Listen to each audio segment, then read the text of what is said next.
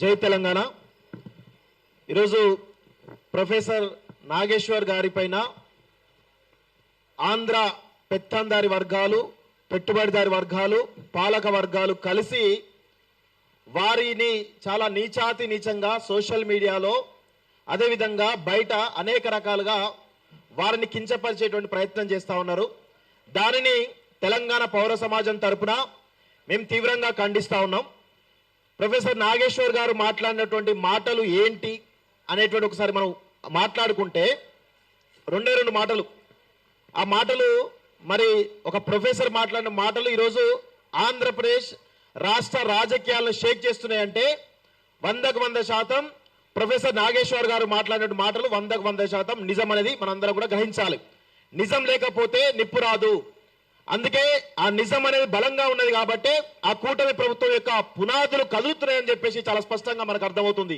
వారేమన్నారు? వైఎస్ఆర్సీపీ భారతీయ జనతా పార్టీకి దీర్ఘకాలిక మిత్రువు చంద్రబాబు నాయుడు అనేటువంటి వ్యక్తి, టీడీపీ అనేటువంటి పార్టీ ఇన్స్టంట్ పార్టీ. అంటే గత కొంతకాలంగా మనం చూసినట్లయితే, రాజకీయాలు విశ్లేషించినట్లయితే ఆంధ్రప్రదేశ్ సంబంధించినటువంటి వైఎస్ఆర్సీపీ అధికారంలో ఉన్నప్పుడు మీరు గ్రహించండి, అన్కండిషనల్ గా బీజేపీ కేంద్ర ప్రభుత్వానికి సహకరించింది అనే మాట వాస్తవం.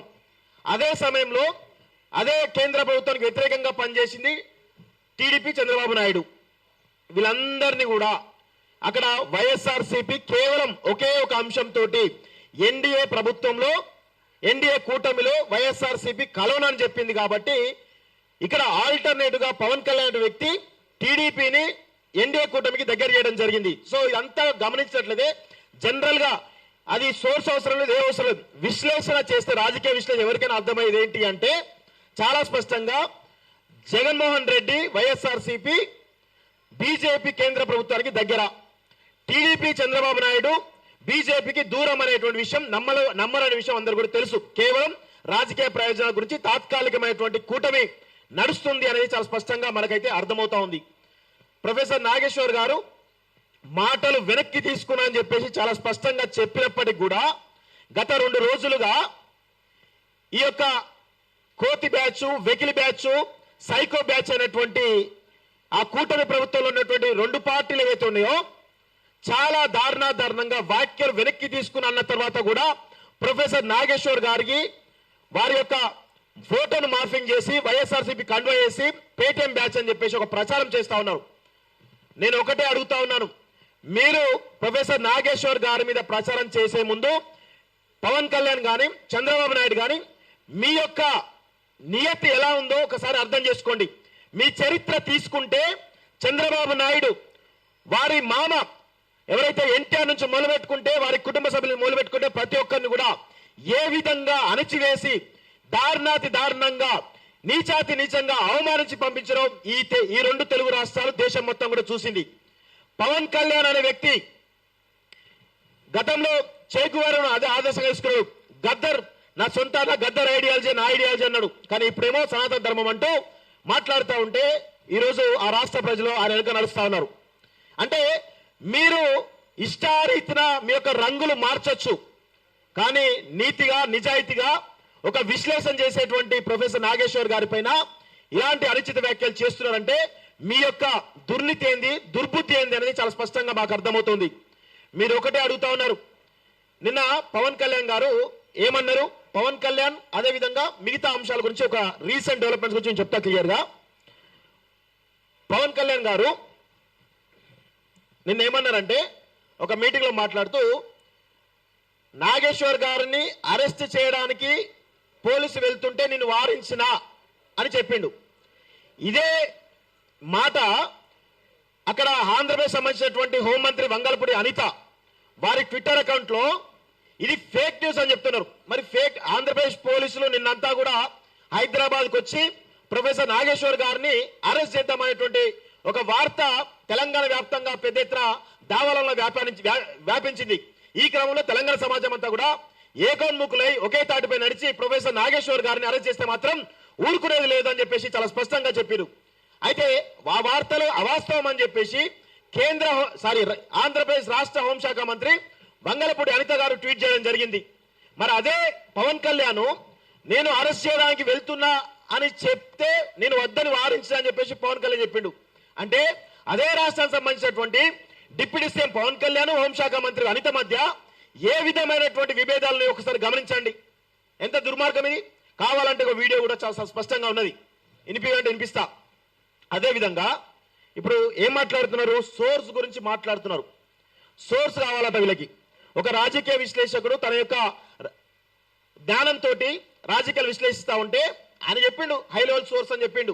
ఇప్పుడు ఆ సోర్స్ గురించి చెప్పండి అని చెప్పేసి ఆయన పైన ఒత్తిడి వేస్తా ఉన్నారు. మేము ఒకటే అడుగుతా ఉన్నాం, ఇదే పవన్ కళ్యాణ్ సంబంధించినటువంటి పవన్ కళ్యాణ్ జనసేన పార్టీ గతంలో వైఎస్ఆర్సీపీ అధికారంలో ఉన్నప్పుడు వాలంటీర్ల వ్యవస్థ వల్ల 30,000 మంది అమ్మాయిలు కనబడకుండా పోయినరు అని చెప్పేసి అన్నాడు.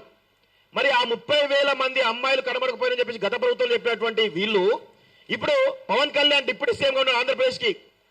మరి పవన్ కళ్యాణ్ మరి 30,000 మంది అమ్మాయిల పైన ఎలాంటి విచారణ చేస్తారో మేము అడుగుతా ఉన్నాం.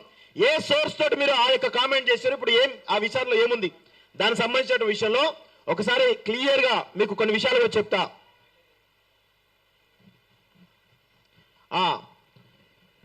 చూడండి ఒకసారి, రాష్ట్రంలో హ్యూమన్ ట్రాఫికింగ్ జరుగుతుంది, 30,000 మంది యువతులు కనిపించకుండా పోయారని పవన్ కళ్యాణ్ చంద్రబాబు దుష్ప్రచారాలు చేశారు గతంలో. దానికి సంబంధించిన అప్డేట్ వీళ్ళు ప్రభుత్వం వచ్చిన తర్వాత హోంశాఖ అసెంబ్లీలో ఇచ్చిన రాతపూర్వక సమాధానం ప్రకారం వైఎస్ఆర్సీపీ హయాంలో 46 మంది మహిళలు మాత్రమే హ్యూమన్ ట్రాఫిక్ గురవగా 34 కేసులు రిజిస్టర్ అయ్యని చెప్పేసి ఈ ప్రభుత్వం వచ్చిన తర్వాత తేల్చినటువంటి లెక్క. నేను ఒకటే అడుగుతా పవన్ కళ్యాణ్ గారిని, మీరు ఏ సోర్స్ ఆధారంగా మాట్లాడిను, మీరు మాట్లాడిన తప్ప రైట్ అనేది మీరే డిసైడ్ చేశారు. ఒకటి. రెండోది, వీళ్ళు తిరుమల లడ్డుపై ప్రచారం చేశారు. ఏమని? తిరుమల లడ్డూలో కల్తీ అవుతా ఉందని చెప్పేసి ప్రచారం చేశారు. ప్రచారం చేస్తే ఇక్కడ అసలు అనుమానిత నెయ్యి ట్యాంకర్లు ప్రసాదం తయారీలో వాడలేదని వెనక్కి తిప్పి పంపినట్లు స్వయంగా టీటీడీ జేఈఓ శ్యామలారావు మీడియా ముఖంగా చెప్పిండు. అదేవిధంగా సుప్రీంకోర్టు చంద్రబాబు నాయుడు చివాట్లు పెట్టింది. ఎందుకు ప్రజలను డైవర్ట్ చేసే విధంగా మీరు ఎందుకు దుష్ప్రచారం చేస్తారని చెప్పేసి సీఎం హోదాలో ఉన్నటువంటి చంద్రబాబు నాయుడు సుప్రీంకోర్టు చివాట్లు పెట్టిన విషయం చూస్తున్నాం. ఇలాంటివి అనేకమైనటువంటి దుష్ప్రచారాలు మీరు చేశారు కదా, మీ హయాంలో చేశారు. మీ గతంలో వైఎస్ఆర్సీపీ హయాంలో ఉన్నప్పుడు మీరు దుష్ప్రచారం చేశారు. ఇప్పుడు వచ్చిన తర్వాత అవన్నీ కూడా అవాస్తవాలని చెప్పేసి మళ్ళీ మీ ప్రభుత్వంలో తేల్చారు. మీరు ఏ సోర్స్ ఆధారంగా విమర్శలు చేసిరో చెప్పగలిగే దమ్ముందా? అదేవిధంగా మీ పైన ఎన్ని కేసులు పెట్టాలి? మీ పైన ఆయన అన్న మాట వాస్తవం, 100% వాస్తవం. ఆ మాటలను బేస్ చేసుకొని మీరు ప్రొఫెసర్ నాగేశ్వర్ గారి పైన కేసులు పెడతా ఉన్నారు. ఎన్ని గుండెలు ఉండాలి మీకు? ఒక తెలంగాణ సంబంధించినటువంటి ప్రొఫెసర్ నాగేశ్వర్ పైన మీరు కేసులు పెట్టి అరెస్ట్ చేసేటువంటి దమ్ముని దాన్ని మేము అడుగుతున్నాం. రండి ఒక్కసారి ప్రొఫెసర్ నాగేశ్వర్ గారి పైన చేసి చూడండి, ఒక్కసారి ఆయన పట్టుకుపోయే ప్రయత్నం చేయండి. మొత్తం మీ యొక్క పునాదులు కలితే బిడ్డ గుర్తుపెట్టుకోండి, మీ పునాదులు కలితే మీ యొక్క ఆర్థిక మూలాలు కలితే విషయాన్ని గుర్తుపెట్టుకోండి.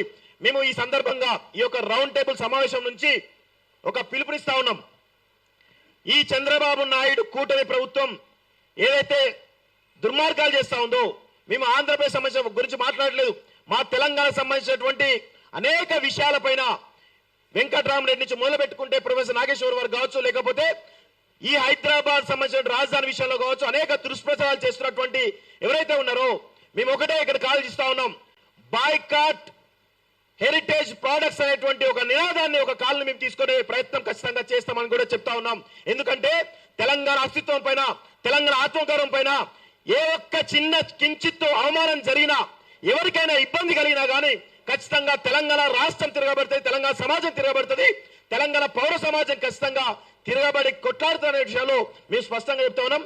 ప్రొఫెసర్ నాగేశ్వర్ గారు రౌండ్ టేబుల్ సమావేశం రావడం జరిగింది. వారికి ఈ రౌండ్ టేబుల్ పక్షాన స్వాగతం తెలియజేస్తా ఉన్నాం. సార్కి అందరూ దయచేసి మనందరం కూడా ధైర్యం ఇవ్వాల్సినటువంటి సమయం ఆసన్నమైంది.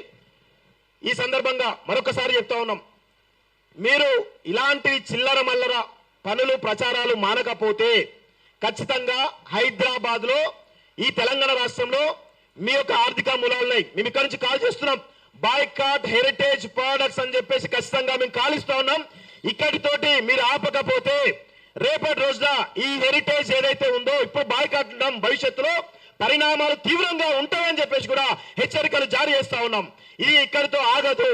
ఎందుకంటే తెలంగాణ అస్తిత్వం పైన, తెలంగాణ ఆత్మగౌరవం పైన మీరు ఇంకా కూడా మీ పెత్తనం చెలాయిస్తాం, మీ యొక్క దౌర్జన్యం చెలాయిస్తామంటే తెలంగాణ సమాజం ఊరుకోదు. ఖచ్చితంగా తెలంగాణ ఉద్యమం ఏ విధంగానైతే ఉవ్వెత్తలేసిందో అదే ఉద్యమం మళ్ళీ మొదలు పెడితే మీరు ఇక్కడ ఉండరు అనేటువంటి విషయాన్ని మరొకసారి స్పష్టంగా తెలియజేస్తూ నాకు అవకాశం ఇచ్చినటువంటి ఇక వాస్తవంగా మేము ఈ రౌండ్ టేబుల్ సమావేశం కూడా నాన్ పొలిటికల్ గా పెట్టదలుచుకున్నాం. ఎవరికి కూడా సంబంధాలు ఇక్కడ ఏ పొలిటికల్ పార్టీ కూడా సంబంధాలు పెట్టదలుచుకున్నాం.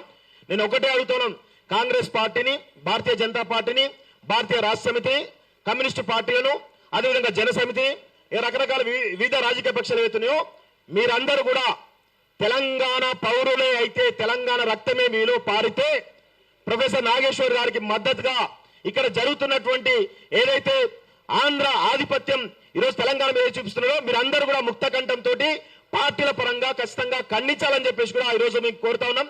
లేకపోతే మిమ్మల్ని కూడా చంద్రబాబు నాయుడు తొత్తులుగా, లోకేష్ తొత్తులుగా, పవన్ కళ్యాణ్ తొత్తులుగా మిమ్మల్ని చిత్రీకరించాల్సిన అవసరం ఉంటుందని చెప్పేసి కూడా ఈ రౌండ్ టేబుల్ పక్షాన మేము డిమాండ్ చేస్తా ఉన్నాం. మీరందరూ కూడా ప్రొఫెసర్ నాగేశ్వర్ గారికి మద్దతు తెలిపాల్సిన అవసరం అయితే ఉంది అని చెప్పి తెలియజేస్తూ ఈ అవకాశం ఇచ్చిన మీ అందరూ కూడా మరొకసారి ధన్యవాదాలు. జై తెలంగాణ. Thank you scene. అదే కొన్ని ఇక్కడ ఉన్నటువంటి కొన్ని రాజకీయ పార్టీలు సార్కు అవుట్ రైట్ గా నిలబడి మద్దతు ఇచ్చి బయటకు వచ్చి బీజేపీలో ఉన్నటువంటి మురళీధర్రావు గారి కాడికి వెళ్ళి మొదలు పెడితే కొన్ని రాజకీయ పార్టీలు ఈవెన్ ఇప్పుడు సెక్యూరిటీ కూడా ఇచ్చి వాళ్ళు ఎవరైనా ఏమైనా చేస్తారేమో అని సెక్యూరిటీ కూడా ఇచ్చి పెట్టిండ్రు సార్కు. సార్ కూడా అదే రిమైండ్ చేస్తా ఉండే.